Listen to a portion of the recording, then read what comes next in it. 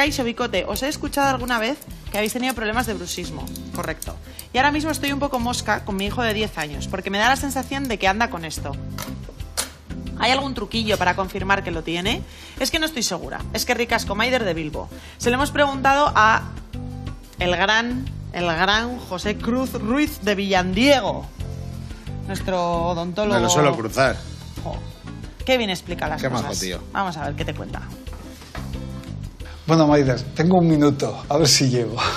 Vamos a ver, comprobar se comprueba sencillamente o bien por el desgaste de los dientes o bien por el ruido que meten. Generalmente el bruxismo lo vais a notar más por la noche, es muy típico. Aparece mucho cuando están erupcionando los dientes, cuando el niño necesita morder, cuando el niño necesita restregarse un poquito con las encías también.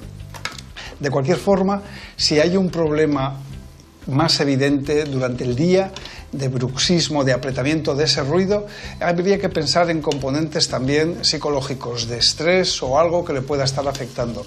Y ahí ya habría que enfocarlo no solamente con un dentista, sino a lo mejor con un psicólogo o alguien adecuado. Y la otra cosa es que sepas que simplemente el tratamiento del bruxismo son células. Se pone para los adultos y se pone también para los niños, pero hay que renovarlas más frecuentemente porque está creciendo, ¿eh? Y eso es todo. Qué bien. Bueno, explica de maravilla. Explica de maravilla, es un hombre majísimo y muy sabio. Pero yo tengo que decir, como enferma de bruxismo que soy, que yo no puedo dormir sin férula. O sea, yo me la tengo que poner, hay épocas de mi vida que me la tengo que poner hasta para echar la siesta.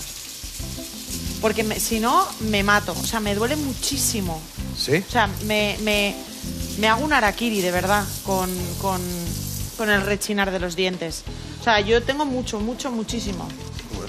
Y luego una cosa a mí que me decían Paul y Rocío, mis dentistas, es que también es importante tomar conciencia de cuándo estás apretando. Por ejemplo, cuando estás estudiando o concentrado en algo, pues estás como... Mi madre toda la vida se me ha pasado. ¡Para! Y a mí, yo me acuerdo de muy pequeña, cuando dormía con una amiga mía, pues en vacaciones o en los campamentos o en lo que sea, me decía, haces un ruido a la noche como de un caramelito. Me decía siempre, como de un caramelito. Y yo creo que los que hacemos eso también somos los del pie debajo de la mesa, de para. Yo creo que los que hacemos eso somos gente que vamos a tope con la vida.